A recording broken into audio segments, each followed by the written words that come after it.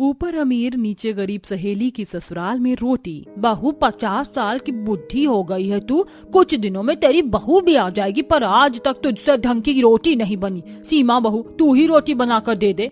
माँ जी मैं जानती थी आज भी जेठानी जी ने ऐसी रोटियां बनाई होंगी, इसीलिए मैंने आपके लिए पहले ही रोटी बना के रखी, अभी लाती हूँ। तुम्हें रोटी लाने की जरूरत नहीं, आज मैं माँ जी को अच्छी रोटी खिलाकर ही रहूंगी। अपनी सास और देवरानी की बातें सुनकर आशा पैर पटकती हुई सीढ़ी चढ़ते हुए ऊपर जा रही होती है। तभी पीछे से विनोद बोलता है, अरे भाग्यवान, गुस्सा सीढ़ी पर मत निकालो, आराम से ऊपर जाओ वरना गिर जाओगी। विनोद की बातें सुनकर आशा और चिढ़ जाती है और ऊपर जाकर रोटी बेलती है, पर कभी उसकी रोटी टेढ़ी हो जाती तो कभी तवे पर की रखी रोटी एक तरफ से जल जाती है। आखिर मेरी रोटियां सीमा की तरह क्यों नहीं बन पाती। सोचा था आज इतनी अच्छी रोटी बनाकर माँ जी के मुंह में ठूस दूंगी, पर लगता है आज भी मुझसे रोटी नहीं बनने वाली। पर कोई बात नहीं, अब मेरे बेटे की उम्र की शादी हो ही गई है, मैं उसके लिए ऐसी लड़की लेकर आऊंगी जो मेरी देवरानी से भी अच्छी रोटी बनाना जानती होगी। आशा काफी कोशिश करती है पर उसकी रोटियां नहीं बन पाती और सीमा नीचे सबको अपने हाथ की बनी रोटी खिलाती है। और बहुत जल्द सुमित्रा अपने दोनों पोते के लिए लड़की देखने लगती है। तो वहीं पूजा और आकांक्षा काफी अच्छी दोस्त थीं, जो कॉलेज से सीधा घर जाती हैं। और घर जाते ही पूजा रोटी देखकर मुंह बनाते हुए बोलती है, यार माँ मैंने आपसे कितनी बार बोला है मुझे छोटी पतली रोटी पसंद है, ना कि ऐसी मोटी और बड़ी रोटी। खाने में इस लड़की के बहुत नखरे हैं। एक काम कर बेटा, हाथ पैर दिए है ना भगवान ने, खुद जाकर बना ले।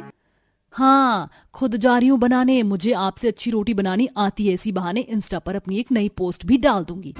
मुंह बनाकर पूजा रसोई में जाती है और थोड़ा सा आटा लेकर उसकी बड़ी रोटी बनाती है।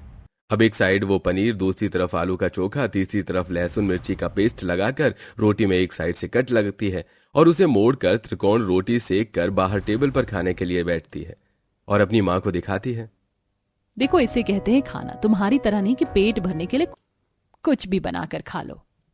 पूजा काफी बड़े घर से थी पर फिर भी वो खाना बनाना जानती थी। उसकी रुचि खाने में ही थी, वो खाने के साथ कोई कॉम्प्रोमाइज नहीं करती थी। तो वहीं उसकी दोस्त आकांक्षा जो कि गरीब घर से थी, वो रोटी बनाते हुए 10 तरह के मुंह बनाती है। माँ तुम जानती हो ना मुझसे रोटी नहीं बनती, फिर भी मुझसे रोटी बनवा रही हो। निशा है तो रोटी बनाने के लिए, क्यों ससुराल में अपनी बहन को दहेज के रूप में ले जाएगी क्या रोटी बनवाने के लिए? हम तेरे लिए रिश्ता देख रहे हैं, ससुराल में क्या ऐसी जली कच्ची रोटी खाने को देगी? ऐसी रोटी देख कर ना तेरे सास तेरे मुंह पर रोटियां मारेगी। मेरा हाथ। माँ जब मेरा रिश्ता लग जाएगा ना तो मैं रोटी बनानी भी सीख लूंगी। निशा अभी तू रोटी बना। काफी कोशिश करने पर भी आकांक्षा रोटी नहीं बना पाती। कभी चकले पर तो कभी तवे पर रोटी चिपक जाती है, जिस वजह से उसका हाथ जल जाता है और वो रोटी बनाना छोड़कर आराम से बैठकर फोन चलाने लगती है। इसी तरह कुछ दिन बीत जाते हैं और एक दिन, आज मैं तुमसे शाम को मिलने के लिए आ रहा हूँ, समय निकालकर थोड़ी देर के लिए आ जाना। ठीक है, मैं भी आकांक्षा को फोन करती हूँ। आकांक्षा, निखिल आज मुझसे मिलने आ रहा है, तू उससे मिलना चाहती थी ना, अच्छा मौका है आज। पूजा और आकांक्षा सारे काम छोड़कर शाम को निखिल से मिलने के लिए एक कैफे जाते हैं। निखिल आकांक्षा से मिलो, यही है मेरी सबसे अच्छी दोस्त जिसके बारे में मैं तुम्हें बताती थी। आपसे मिलकर बहुत अच्छा लगा और पूजा ने मुझे बताया कि आपको रोटी बनाना बिल्कुल नहीं पसंद। आपकी हालत तो बिल्कुल मेरी माँ जैसी है। अच्छा पूजा, अब मुझे चलना चाहिए, मैं इस महीने घर में हमारी शादी की बात करूंगा। शादी की बात सुनकर पूजा शर्मा जाती है। समय गुजरता है और अब सुमित्रा अपने घर में अपने दोनों पोतों के लिए लड़की देखने लगती है, यूं ही हॉल में बैठे हुए। दादी, मेरे लिए लड़की देखने की जरूरत नहीं है, मैं पूजा नाम की लड़की को पसंद करता हूँ। तूने अपने लिए लड़की पसंद कर रखी है और हमें बताया भी नहीं, कौन है वो लड़की? निखिल सभी को पूजा के बारे में बताता है और उसकी फोटो भी दिखाता है।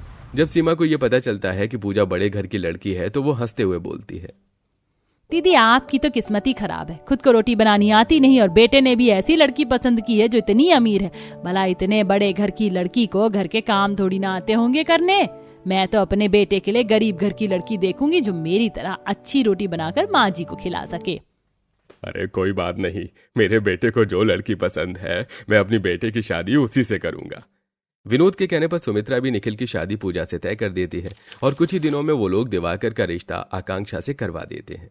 और जब निखिल को इस बारे में पता चलता है तो वो सारी बात पूजा को बताता है और पूजा आकांक्षा को। क्या सच में दिवाकर और निखिल दोनों भाई हैं? मेरी किस्मत कितनी अच्छी है, शादी के बाद भी मेरी सबसे अच्छी दोस्त मेरे करीब रहेगी। हाँ हाँ क्यों नहीं। जब पूजा और आकांक्षा को यह पता चलता है कि दोनों ही दोस्त एक ही ससुराल में जाने वाली हैं, तो उनकी खुशी का ठिकाना नहीं रहता। तो वहीं अब दिवाकर भी आकांक्षा से रात में बालकनी पर खड़े होकर फोन पर बातें करने लगता है। कमर कस लो, क्योंकि हमारी जॉइंट फैमिली है, और अगर दादी को खुश करना है तो अच्छी रोटी बनाना सीख जाना। आपको क्या लगता है कि मैं खाना बनाने से डरती हूँ? बेफिक्र रहो, इतना अच्छा खाना खिलाऊंगी सबको कि सब उंगलियां चाटते रह जाएंगे। हे भगवान, यहाँ 4 जनों की मुझसे रोटी नहीं बन पाती, वहां मुझे फौज के लिए रोटी बनानी पड़ेगी। आकांक्षा निखिल के सामने तो बड़ी बड़ी बातें कर देती है, पर वो अंदर ही अंदर परेशान होती है। समय गुजरता है और बहुत जल्द दोनों की ही शादी हो जाती है और वो शादी करके अपने ससुराल आती है। ससुराल आते ही काजल करिश्मा अपनी भाभियों को उनके कमरे में ले जाती है। भाभी, वैसे तो हमारी जॉइंट फैमिली है, पर बड़ी माँ की रसोई ऊपर छत पर है और हमारी रसोई नीचे। क्या 3 मंजिल के मकान में एक परिवार होने के बाद भी घर में 2 रसोई हैं? हाँ, वो बड़ी माँ को रोटी बनानी नहीं आती, मेरी ही माँ ही हमेशा रोटी बनाती है, जिस वजह से उन दोनों में हमेशा लड़ाइयाँ होती थी। दादी बताती हैं कि उन दोनों की लड़ाइयाँ इतनी ज्यादा बढ़ गई थी कि उन्होंने दोनों की रसोई अलग कर दी। अब बड़ी माँ की छत पर रसोई है और हमारी नीचे। अब एक दिन बड़ी माँ के घर खाना बनता है और एक दिन हमारे घर, इसीलिए आप आराम करो, क्योंकि कल पहले बड़ी भाभी की पहली रसोई होगी। जब आकांक्षा को यह पता चलता है कि उसकी और उसके दोस्त की रसोई अलग है, तो एक बार फिर वो परेशान हो जाती है। तो वहीं इस बारे में जब करिश्मा से पूजा को पता चलता है, तो वो कमरे में बैठी आकांक्षा के लिए परेशान होती है। बाकी खाना तो बनाना आकांक्षा जानती है, पर रोटी तो उससे बनती ही नहीं है और ना ही वो बनाना चाहती है। अब तो हमारी रसोई भी अलग है, अब हम क्या करें? क्या हुआ भाभी, आप परेशान लग रही हो? आपको खाना बनाना नहीं आता क्या? अगर नहीं आता तो कोई बात नहीं, माँ है ना, वो आपकी मदद कर देंगी। अच्छा, अभी मैं चलती हूँ, बहुत रात हो गई, अब आप भी आराम कर लो। इतना बोलकर करिश्मा वहां से चली जाती है। देखते ही देखते सुबह हो जाती है और जब सोचती हुई आराम से पूजा सीढ़ी चढ़ चढ़कर छत पर जा रही होती है, तो वहां आशा आती है और सीढ़ी पर ही अपनी बहू को रोक कर कहती है, मेरी बहू के हाथ कितने मुलायम है, लगता है इन हाथों ने कभी भी घर का कोई काम ही नहीं किया। बहू, तू परेशान है ना ये सोचकर कि तू खाना कैसे बनाएगी, पर तेरी सास इतनी भी बुरी नहीं है। तू एक काम कर, अपनी उस गरीब दोस्त की मदद ले ले, वो तो गरीब घर से है, उसे तो सब कुछ आता होगा। बाकी खाना तो मैं बनवाने में तेरी मदद कर दूंगी, पर रोटी मुझसे भी नहीं बनती और मैं नहीं चाहती कि मेरी सास मेरे साथ साथ तुम्हें भी खरी खोटी सुनाए और तुम्हारी वो काकी सास इसके मजे ले। वो तो तुम्हारी दोस्त है, तुम्हारे लिए इतना तो कर ही सकती है।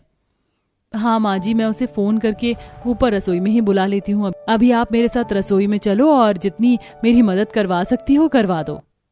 पूजा अपनी सास को कुछ नहीं बताती और अपनी सास के साथ ऊपर रसोई में जाती है और रसोई में जाती ही वो जल्दी से सब्जियां काटती है, आटा लगाती है, दाल चावल बनने के लिए रखती है और 4-5 तरह का आटा गूंथ कर फुलके, तिकोने पराठे, लच्छे रोटी और बड़ी सी लोई बनाकर उसमें बीटरूट, पनीर और चीज की स्टफिंग करके पराठे बनाती है। और ये सब देखकर आशा की आंखें फटी की फटी रह जाती हैं। बहू, गोल, त्रिकोण, चकोर जैसी रोटी तो तेरी काकी सास भी नहीं बना पाती। तुझे कितनी तरह की रोटियां बनानी आती हैं? मुझे तो लगा था तेरे इन नाजुक हाथों ने कभी काम नहीं किया होगा, पर तू तो रोटी बनाने में एक्सपर्ट निकली। माँ जी, मैं भले ही अमीर घर से हूँ, पर खाने के साथ मुझे कॉम्प्रोमाइज नहीं पसंद। अपने घर में भी अपने लिए रोटी मैं खुद ही बनाती थी और मुझे खाना बनाने का इतना शौक है कि मैंने अपना इंस्टाग्राम पर एक पेज भी बना रखा है। ये देखो, मैं सारी पोस्ट इंस्टाग्राम पर डालती हूँ। बहू, तू नहीं जानती, इतनी अच्छी रोटियां बनाकर तूने इस घर में मेरी इज्जत बढ़ा दी है। अब बताऊंगी मैं अपनी देवरानी को। अपनी सास को खुश देखकर पूजा भी काफी खुश होती है। कुछ ही देर में पूरा परिवार डाइनिंग टेबल पर खाने के लिए बैठ जाता है और आशा अपनी बहू के साथ खाना लेकर सीढ़ी से उतरती हुई नीचे आती है। अरे सास बहू एक साथ खाना लेकर आ रही है, लगता है दीदी को ही अपनी बहू के साथ मिलकर खाना बनवाना पड़ा होगा। पर रोटी का क्या? रोटी भी बन गई है काकी जी, वो भी 4 तरह की। बस मैं अभी लेकर आती हूँ। 4 तरह की रोटी का नाम सुनकर सीमा हैरान हो जाती है और पूजा सभी के सामने एक बार फिर सीढ़ी चढ़कर ऊपर जाती है और रसोई से दोनों हाथ में रोटी का डिब्बा लेकर आती है और डाइनिंग टेबल पर सभी को रोटियां देती है और गोविंद दोनों हाथ से रोटी उठाता है और दिखाता है। सीमा भाभी की बहू ने तो तुम्हें भी पीछे छोड़ दिया रोटी बनाने में। ये देखो कितनी तरह की रोटियां हैं। बहू, तुमने तो हम सबको गलत साबित कर दिया। हम सबको लगा था बड़े घर की लड़कियां खाना बनाना नहीं जानती होंगी, पर तुम न सिर्फ खाना बनाना बल्कि हर तरह की रोटी बनाना भी जानती हो, जो शायद मैं और छोटी बहू भी नहीं जानते हैं। ये रोटी कितनी अच्छी लग रही है। आज तक मैंने सिर्फ YouTube में देखा था 4-5 तरह की स्टफिंग वाली रोटी, पर आज खा भी रही हूँ। अच्छी बात है, दीदी ना सही पर उनकी बहू को तो रोटी बनानी आती होगी, पर मेरी बहू भी किसी से कम नहीं। कल मेरी बहू की भी पहली रसोई है। जितने अकड़ में सीमा सभी को अपनी बहू के बारे में बताती है, अपनी सास की बातें सुन आकांक्षा उतनी ही परेशान होती है। देखते ही देखते पूरा दिन बीत जाता है और अगले दिन आकांक्षा की पहली रसोई होती है और सीमा सारी जिम्मेदारी अकेले आकांक्षा पर छोड़ देती है। अब रसोई में आकांक्षा आटा लगाते हुए अपनी दोस्त को याद करती है। सारा खाना तो मैंने बना दिया, पर रोटी का क्या करूं? अगर मेरी कोई मदद चाहिए तो मैं कर सकती हूँ। हम दोनों की सास बाहर गई हैं और दादी सास अपने कमरे में है, और मुझे नहीं लगता कि हमारी नंदिया हमारे पति आएंगे रसोई में।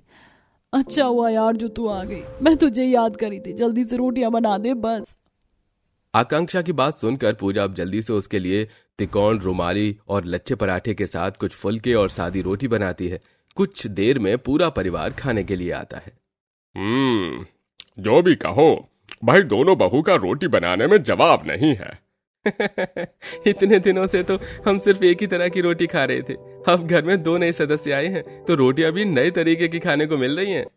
पूजा की वजह से आकांक्षा अपना सच छुपा तो लेती है, पर उसके मन में अब भी डर होता है, जिस वजह से वो परेशान रहती है। इसलिए रात को कमरे में बैठे दिवाकर, क्या हुआ? मैं देख रहा हूँ तुम हर समय परेशान रहती हो।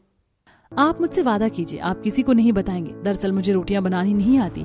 आज भी तो रोटियां बनी थी, वो सारी पूजा ने बनाई थी। अरे बस इतनी सी बात, यह तो मुझे निखिल से पहले ही बता दिया था।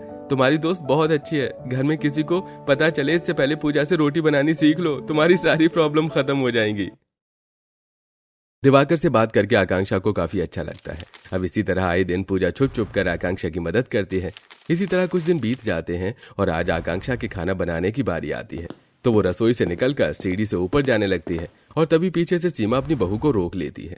बहू, तुम ऊपर कहाँ जा रही हो? भूल गई तुम्हारी रसोई नीचे है। वो माँ जी, मैं ऊपर बस अपनी दोस्त पूजा को देखने के लिए जा रही थी। उसको बाद में देखना, जाकर पहले रोटी बना लो, सब खाने का इंतजार कर रहे हैं। अपनी सास की बात सुनकर आकांक्षा उदास सीढ़ी से नीचे उतरती है और अपनी रसोई में जाती है, जहाँ वो देखती है कि पूजा जल्दी जल्दी रोटी बना रही है।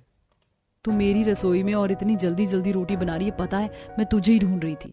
हाँ, मैं बाहर गई थी और जब अंदर आई तो मैंने तुझे और काकी को सीढ़ियों पर देखा। बस उसी वक्त चुपके से मैं रसोई में आकर रोटियां बनाने लगी। तू ना होती तो मेरा क्या होता। अब पूजा आकांक्षा जल्दी से खाना डाइनिंग टेबल पर लगाती हैं। भाभी, आज आपने टेबल पर अचार नहीं रखा। माँ ने छत पर अचार सूखने के लिए रखा था, आप ऊपर से अचार लेकर आ जाओ ना। काजल के कहने पर आकांक्षा सीढ़ी चढ़कर ऊपर जाती है और छत से अचार लेकर आती है। इसी तरह कुछ दिन बीत जाते हैं और जब भी पूजा की खाने बनाने की बारी आती तो पूजा आराम से सबके लिए खाना बना लेती, पर जब आकांक्षा की बारी आती तो वो पूजा को इधर उधर देखती। और आज भी वो पूजा को ढूंढने के लिए सीढ़ी चढ़कर छत पर जाती है और उसको रसोई में देखती है, पर आकांक्षा को पूजा कहीं नहीं दिखती। जिसके बाद उसकी नजर छत से नीचे जाती है और वो पूजा को कहीं जाता देख उसे ऊपर से आवाज देती है। अरे पूजा, तुम कहाँ जा रही हो? मुझे तुम्हारी मदद की जरूरत है, शाम होने को है। मैं तो अपने लिए कुछ सामान लेने के लिए जा रही थी। कोई बात नहीं, मैं निखिल से बोल दूंगी, मैं अभी आती हूँ, तुम भी नीचे आ जाओ। पूजा के कहने पर आकांक्षा जल्दबाजी में सीढ़ी से उतरती है और उसका पैर मुड़ जाता है। क्या हुआ बहू? तू ठीक तो है? वो तो भगवान का शुक्र है कि तू सीढ़ियों से गिरी नहीं। आखिर इतनी भी क्या जल्दी है जो तुम भागती हुई सीढ़ियों से नीचे आ रही थी? दादी जी, मैं बिल्कुल ठीक हूँ। दरअसल खाने का समय हो रहा है, मैंने सोचा कि जब सब खाने के लिए बैठे तब मैं गरम गरम रोटियां बनाऊं, इसीलिए मैं जल्दबाजी में उतर रही थी। इतना बोलकर आकांक्षा जल्दी से रसोई में जाती है और अब फिर से पूजा आकांक्षा के लिए रोटी बनाती है। तू ठीक तो है? कभी अपने पैर मत तुड़वा लेना सीढ़ियों पर, जो इतनी तेज भागती है। अगर सीढ़ियों पर तेज नहीं भागती तो तू आज दुकान पहुंच जाती और मेरी पोल खुल जाती। वो तो अच्छा है जो समय रहते मैंने तुझे छत से देख लिया। सच में यार, अगर आज तू ना होती तो पता नहीं मेरा क्या होता। आज मुझे समझ में आ रहा है, माँ जो भी कहती थी बिल्कुल सही कहती थी। जब आकांक्षा और पूजा रसोई में खड़ी होकर रोटी बनाते हुए बात कर रही होती हैं, तो ये सब कुछ सीमा सुन लेती है और उसे अपनी बहू पर बहुत गुस्सा आता है। कुछ देर में पूरा परिवार खाने के लिए बैठता है और आकांक्षा बड़े ही प्यार से सभी को खाना परोसती है। बहू, यहाँ की रोटियां खत्म हो गई हैं, तुम कुछ रोटियां और ले आओ। भाभी, मुझे तो चकोर वाली रोटी चाहिए जिसमें आपने हल्का प्याज भरा है। सभी के कहने पर आकांक्षा सीढ़ी से उतरकर नीचे रसोई में जाती है और रोटी लेकर आती है। थोड़ी देर में जब पूरा परिवार खाना खाकर चला जाता है और आकांक्षा रसोई में बर्तन धोने जाती है तो वो सीमा आकर आकांक्षा से बोलती है। तुझे क्या लगता है तू हम सबको बेवकूफ बनाएगी और हम बन जाएंगे? आज मैंने देखा पूजा रोटी बना रही थी। वो अमीर घर की लड़की होकर रोटी बना सकती, पर तू गरीब घर की लड़की होकर भी रोटी बनाना नहीं जानती। तेरी वजह से मेरी आज नाक कट गई है। घर में किसी को ये पता चला कि मेरी गरीब बहू को रोटी बनानी नहीं आती तो मेरी क्या इज्जत रह जाएगी? किसी को सच का पता चले इससे पहले तू रोटी बनाना सीख। बर्तन छोड़, मैंने आटा लगा कर रखा, रोटियां बेलना शुरू कर। तेरी सास बहुत अच्छी रोटी बनानी जानती है और मैं चाहती हूँ कि तू भी मेरी तरह रोटी बनाना सीखे, ताकि कभी भी माँ जी तुझे जेठानी की तरह ना सुनाए। आकांक्षा अपनी सास के सामने कुछ नहीं बोल पाती और आंखों में आंसू लेकर रोटी बनाने की कोशिश करती है। आकांक्षा जब भी रोटी बेलती तो तवे पर रखी उसकी रोटी जल जाती और जब वो तवे की रोटी देखती तो रोटी नहीं बेल पाती। बहू, तूने क्या कभी रोटी नहीं बनाई? कैसी टेढ़ी मेरी रोटी बना रही है?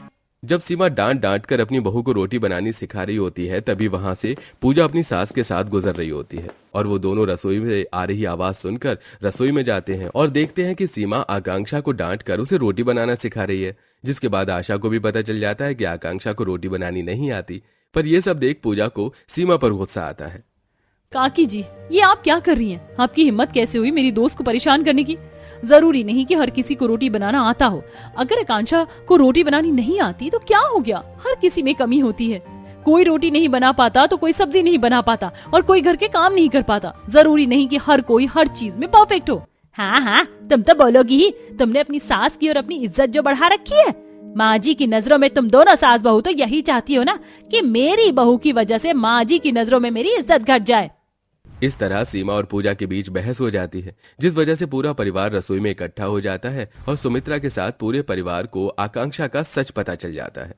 सीमा, तुम इतनी बुरी हो सकती हो मैंने कभी सोचा नहीं। सही तो कह रही हो मेरी बहू। आकांक्षा बहू, मैं समझ सकती हूँ जब सास की फटकार लगती है तो कैसा लगता है। जो आज तुम झेल रही हो ये चीज मैं 29 साल से झेल रही थी। पर तुम्हारी सास बहुत लड़ाकू है, पर माँ जी की नजरों में इसकी बहुत इज्जत है। ये मुझसे भी इसी तरह लड़ती थी और हर समय मुझे नीचा दिखाती थी और इसीलिए माँ जी ने हमारी रसोई अलग कर दी। आशा बहू, सीमा बहू, तुम दोनों की रसोई मैंने इसलिए अलग करी क्योंकि तुम दोनों की कभी नहीं बनती थी। पर आकांक्षा बहू और पूजा बहू दोस्त हैं। वो दोनों एक दूसरे की मदद कर रही हैं। मुझे तो खुशी है कि इन दोनों की वजह से इस घर की रसोई फिर से एक हो पाएगी। सीमा बहू, तुमने सही नहीं किया आकांक्षा बहू को डांट कर। अगर उसे रोटी बनानी नहीं आती तो क्या हुआ? उसकी दोस्त है तो उसके साथ। पूजा बहू, तुम्हारी तरह नहीं जो अपनी जेठानी को नीचा दिखाए। इसीलिए मैंने सोच लिया कि अब हमारी रसोई फिर से एक होगी और कोई भी आकांक्षा बहू को रोटी के लिए ताने नहीं देगा। सबको सच्चाई पता चलने के बाद घर की रसोई एक हो जाती है और आकांक्षा और पूजा की सारी परेशानी भी खत्म हो जाती है।